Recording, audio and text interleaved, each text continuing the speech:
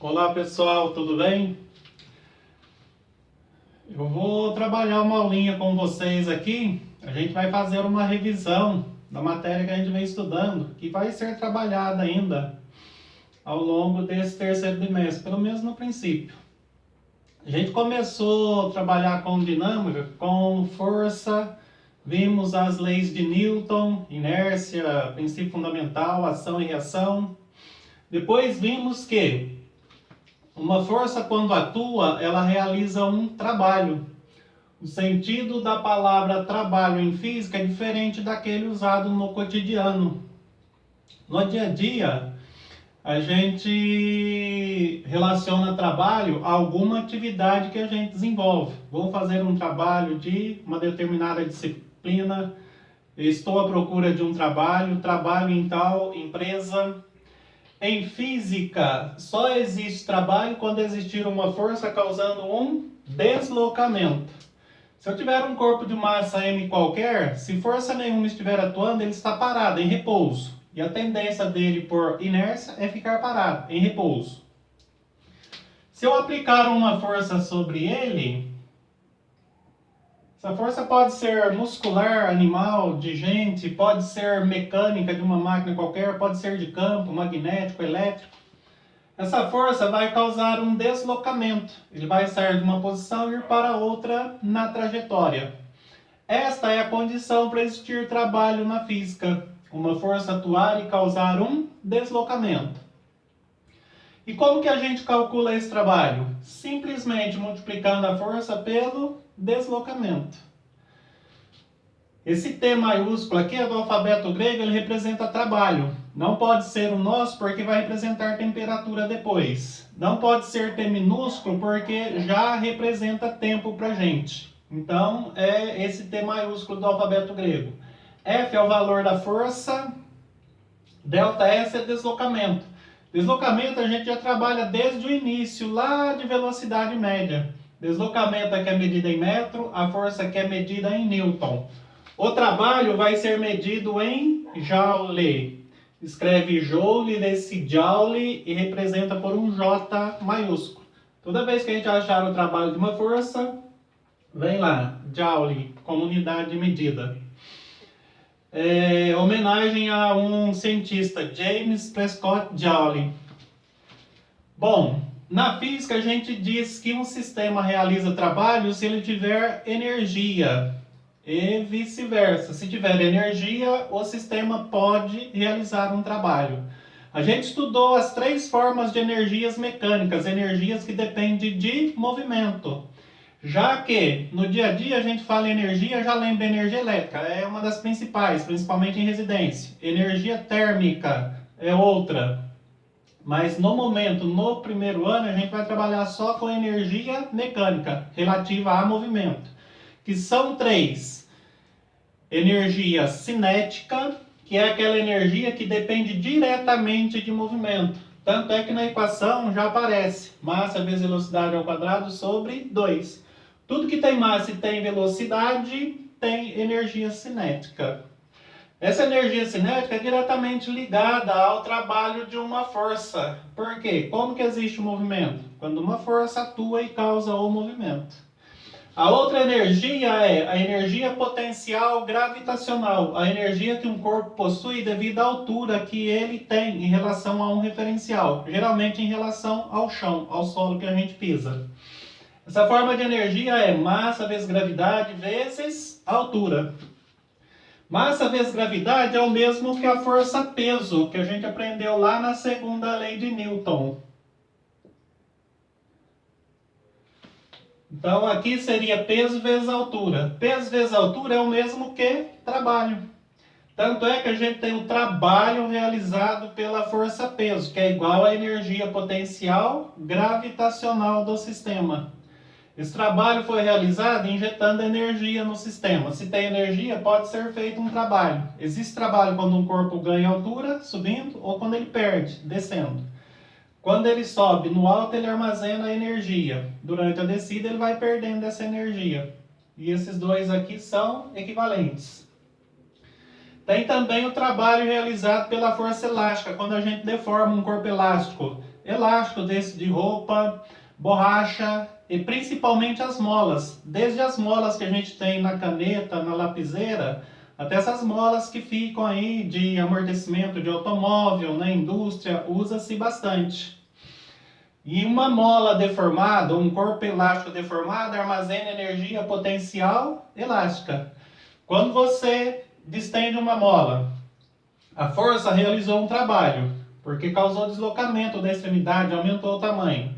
E a mola armazenou energia. Ela pode usar essa energia para arremessar alguma coisa ou para arrastar alguma coisa. Então, o trabalho da força elástica e a energia potencial elástica são equivalentes.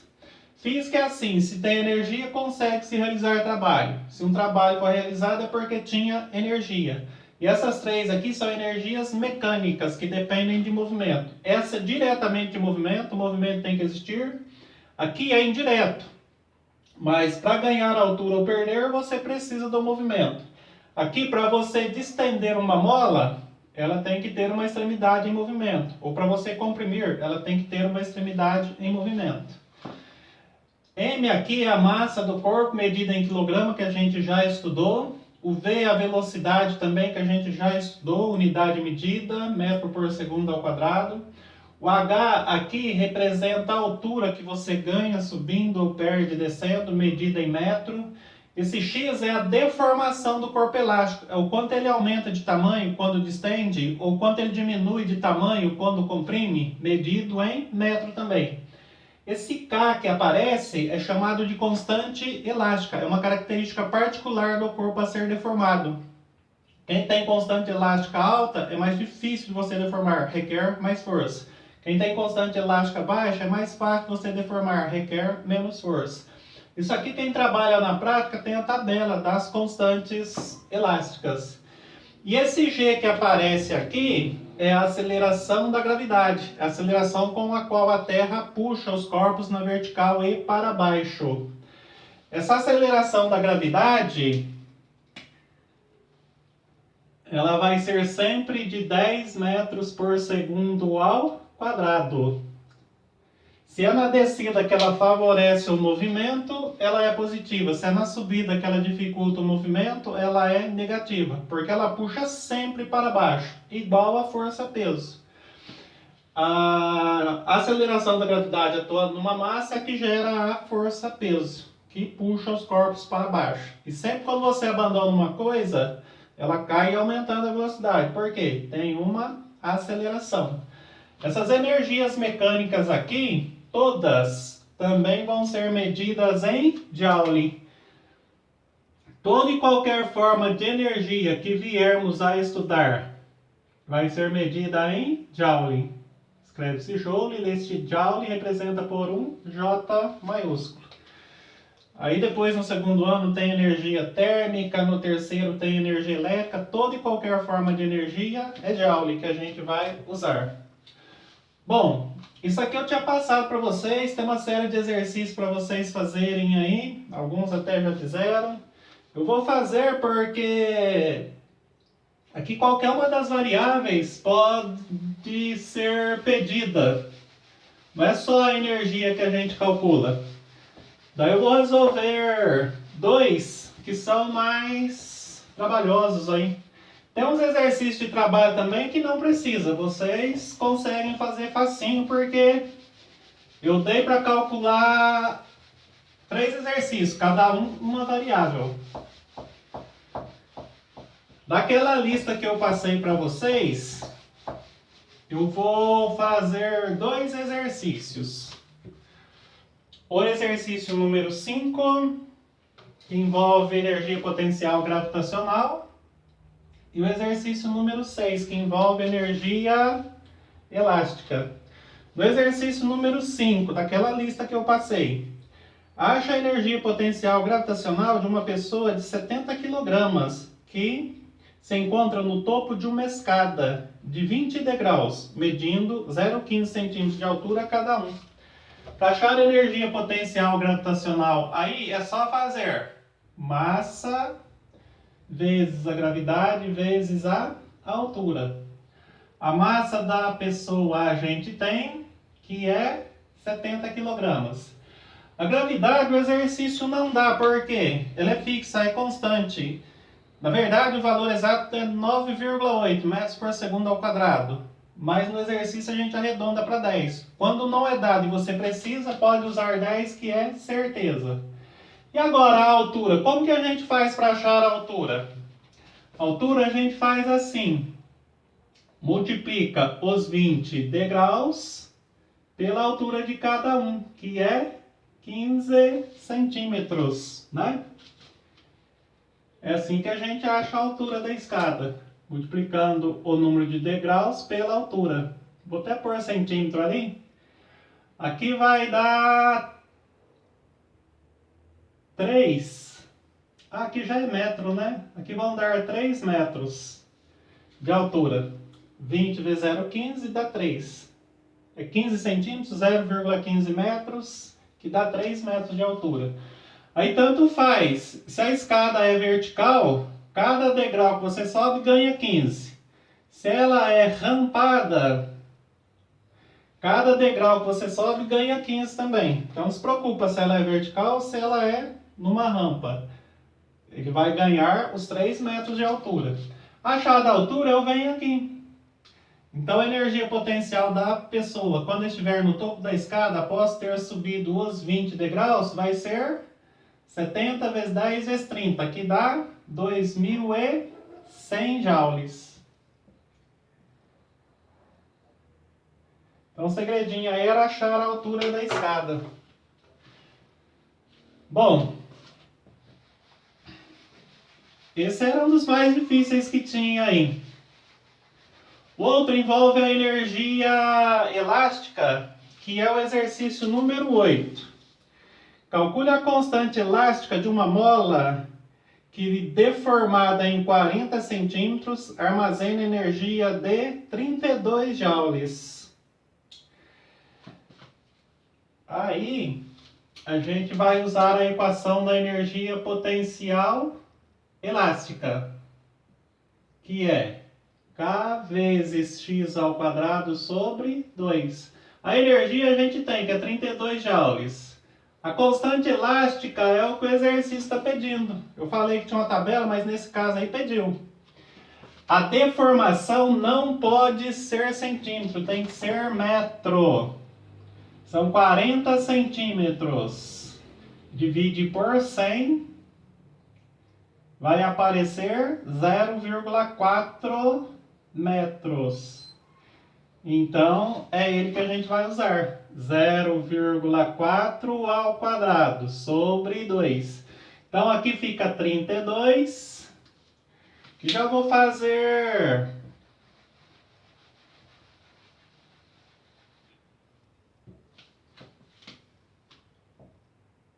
Vou fazer mais uma passagem aqui.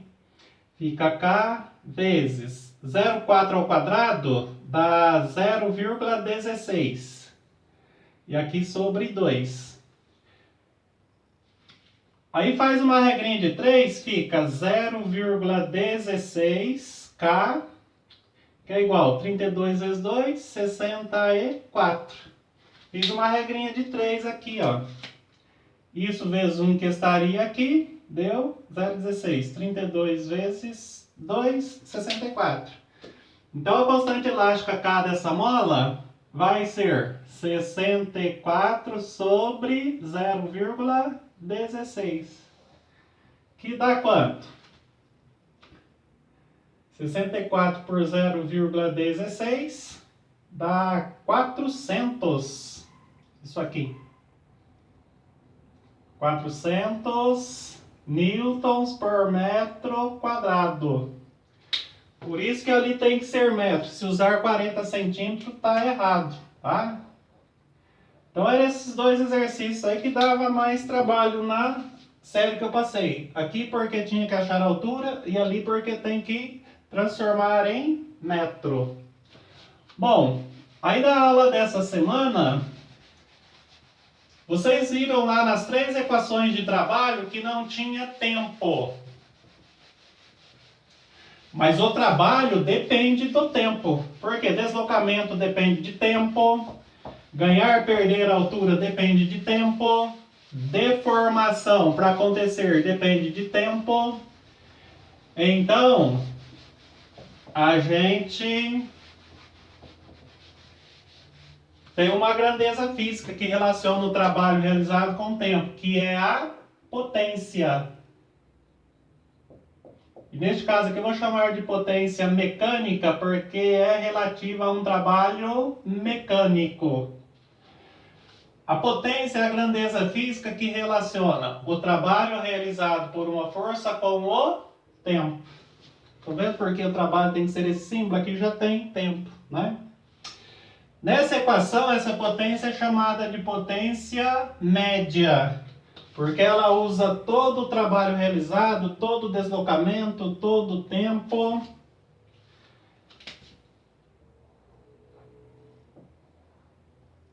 A gente coloca PM, ou só P, eu normalmente coloco P.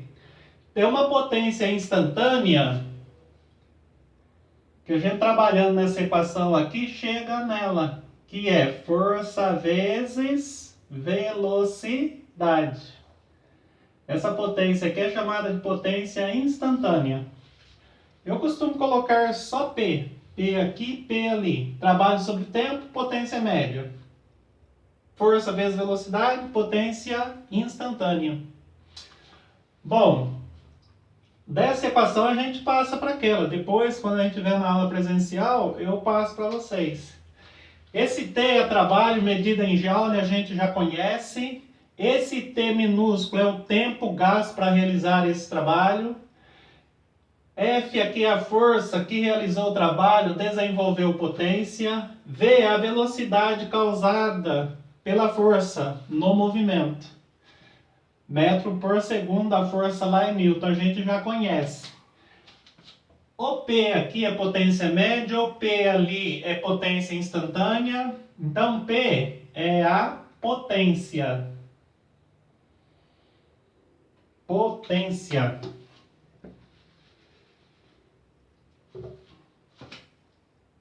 E a potência? A potência é medida em watt.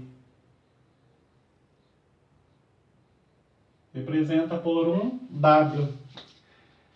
No cotidiano fala-se em watt. Não tem problema nenhum, não precisa corrigir ninguém, mas o correto é watt.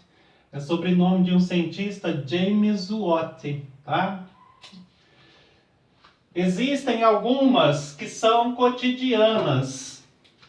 Tem o kilowatt, kW. Cada 1 kW corresponde a 1000 watts.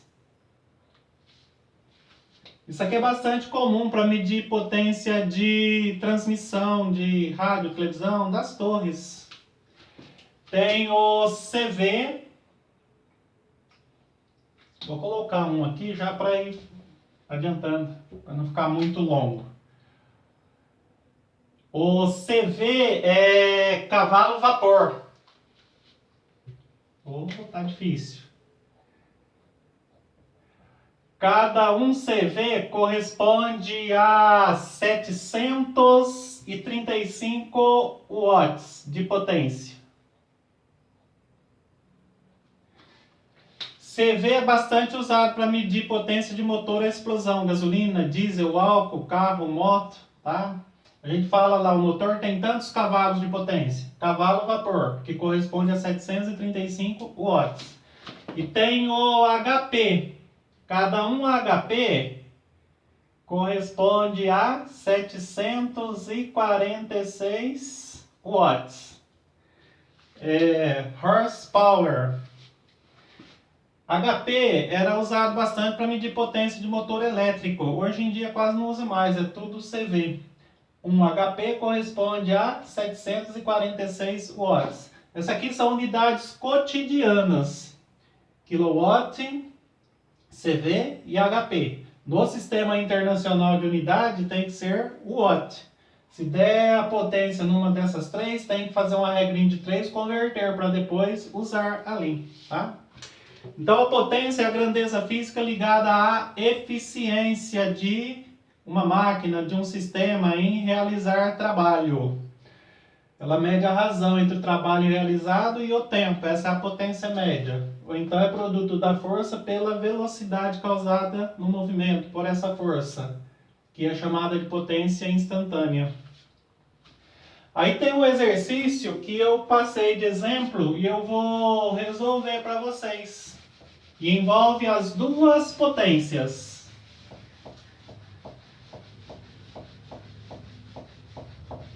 No exercício de exemplo.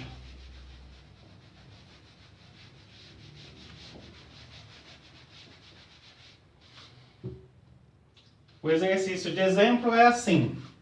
Qual a potência média de um corpo que desenvolve quando aplicado sobre ele uma força horizontal de 12 newtons num percurso de 30 metros, sabendo que o tempo gasto foi de 10 segundos? Essa aí é a potência média no exemplo. Potência média é a razão entre o trabalho realizado e o tempo. O que a gente conhece para calcular essa potência? O tempo. Mas a gente não conhece o trabalho. Daí eu vou ter que calcular o trabalho. Como? Força vezes deslocamento. Porque foram dadas a força e o deslocamento. É uma força de 12 newtons, causando um deslocamento de 30 metros. Então, o trabalho realizado por essa força vai ser 12 vezes 30, 360 joules. Agora sim é que a gente vem para cá e calcula a potência média, dividindo o trabalho realizado, 360 joules, pelo tempo que foi de 10 segundos. Então a potência média aí vai ser de 36 watts. É bastante comum a gente primeiro calcular o trabalho nessa equação, nas outras duas, força-peso ou força elástica, depois vem com ele para cá. Lembrando que o trabalho ele pode ser positivo, chamado trabalho motor, quando ele é a favor do movimento, ou favorece o movimento. Ele é negativo quando for contrário à tendência do movimento, ao movimento. Força freada, atrito, sempre realiza trabalho negativo. E ele pode até ser nulo, tá? Em algumas situações, isso aí depois a gente vê.